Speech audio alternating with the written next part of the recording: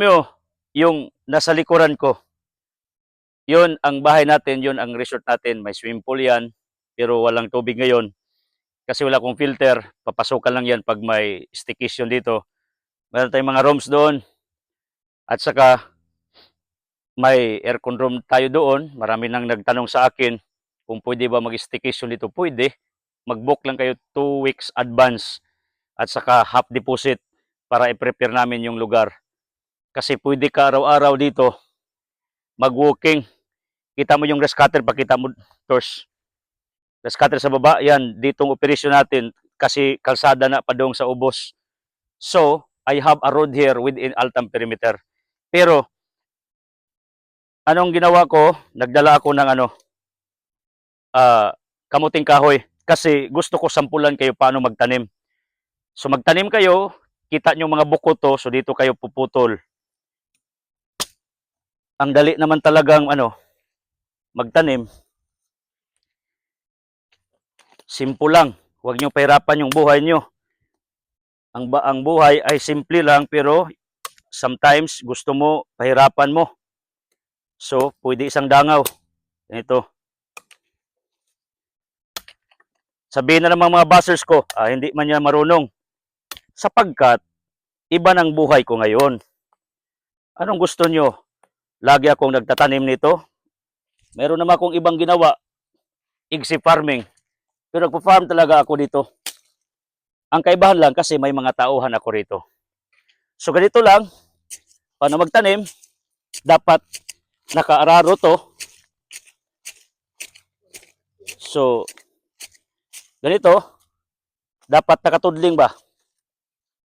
Ito, di ba Tors? Ganito Tors? Ito na yung partner ko dito. Dapat nakatudling.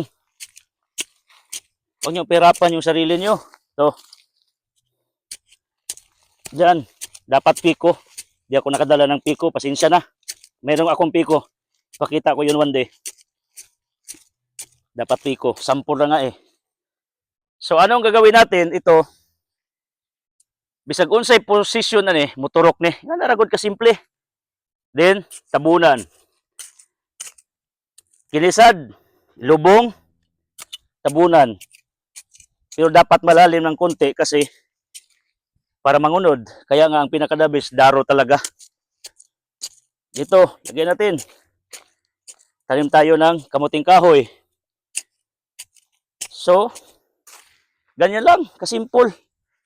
Wala namang ibang para magtanim ng kahoy or kamuting kahoy. Ganito lang. Magbuo ka, huwag kay kabaw. Then, lagyan mo, nanay turok. Tara, lubong, tabunan, at saka, hintayin mong mangunod. Then, ngayon mo, brother, wala lilihi. Prinsipyo na ako, mamunga ka na sa libro. Kani bang gitanom? So, ingan nila magtanom og kamuting kahoy. Lubong. Yana. So, next days, tutubo na to. So, sample man lang ito. Pag hindi ito, gagambalain, ito'y mangunod, lalaki at lalaki. So, maraming tanim dito, nakakita kayo. Ito, avocado to eh. Atlas 14, pakita mo, avocado, ang taba. Tulad mo. Ang taba. Dito naman, mayroon akong, parang lansones yata. At doon sa ibabaw, mayroon akong maraming tanim doon. Sa kabilaan, marami. Tingnan nyo. So, ito. Sa other side tayo ng farm ko. Kaya nga makikita doon yung bahay natin. Dito tayo sa sa likuran na bahagi. So, ditong operasyon natin ngayon. Dito tayo naglinis, dito natin nidala yung isang grass cutter natin, yung isa, yung bago doon sa harap, si Gerard, yung kapatid ni Tura, yung binigay ni Peregrina Rustico Galamiton na grass cutter.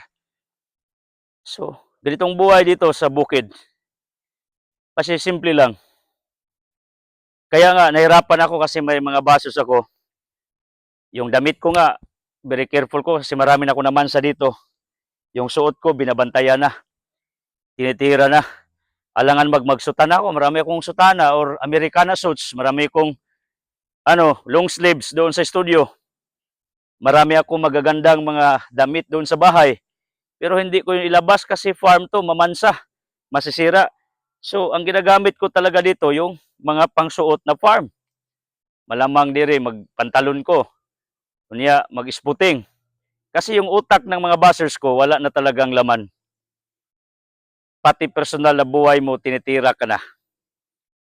Pero, nagpapasalamat pa rin ako sa kanila kasi dahil sa kanila, halos na mga videos natin, nag-viral naman eh. Maraming nakakita. Kasi pag mag-comments ka, manotify mo yung Facebook friends mo. Kaya nga, mabuti mag-comments ka. Isa pa, pag nag-share ka, lalo na manotify yung mga Facebook friends mo. Pag nag-share ka, malalaman nila anong laman ng video. So, thank you sa mga sharers. So, ito, yung kamuting kahoy. Ganito lang, dag sa kadangaw. Moro na ilubong siyuta. Buturok.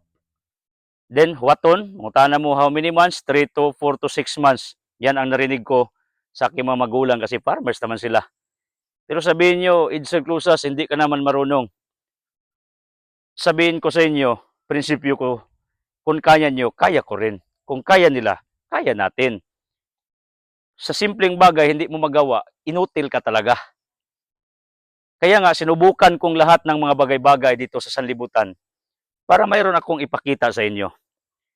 Kasi may nagbasa akin, Tors, yung pagtanim lagi ko ng kamutit, yung sweet potato, mali daw yun. Anong gusto niyo? Yung udlot, itusok, pagka bulukin sa ning uban. Di magudlot itanom katong yung lindog. Bisa pagtaas ng mamubo basta mabuhi na fights na. Kasi may mga tao talagang nagmarunong kahit wala naman silang tanim. So, yun lang. Tinuruan ko kayo paano magtanim ng kamuting kahoy. Sana sa taong ito, para kayong kamuting kahoy, magbigay kayo ng saya at sarap sa buhay ng bawat tao at pamilya. Kasi itong bulanghoy, napakasarap talaga. Suman, ginataan, pwede gulayon ang iyang dahon, at iba pa. Maraming uses itong puto, itong kamuting kahoy na nakapasaya sa atin. Sana masaya ang taon nyo ngayon, 2025. Yan ang dasal ko. Tanim lang ng tanim. Maraming ang nahawa sa akin. Si Chrismy Yik Liu Ness of San Miguel Bohol, yung nag-order sa akin ng red banana, yung amurado. Pinakyaw yung amurado ko dito at iba pa. Kaya nga may pangsahod ako sa mga trabahante ko this week. Doon sa Island, may isa rin, taga London. Gusto rin niya ng red na banana. Bigyan ko ng konti para ma-disseminate yun. May isa nga doon sa Leyte, nag-order rin, pero tingnan natin kung kaya ba i-transport sa LBC o ano mga carrier na magdadala ng mga bagay-bagay sa ibang lugar. Bakit sila nagka-interest? Kasi nakita nila ang ginagawa ko. Kasi wala naman ako talagang adikain iba, kundi inspire ka, turuan ka, hindi para magyabang. Yung yabang kasi pag wala kang naipakita at salita lang, pero kita naman ninyo. Kasi nag-aaral ako ng abogasiya, hindi pwede na walang ebidensya. Ang mga bagay-bagay na aking ginagawa, I need proofs. Hindi ako nakikinig sa mga rumors, yung sabi-sabi. Gusto ko ebidensya talaga because court is particular of evidences.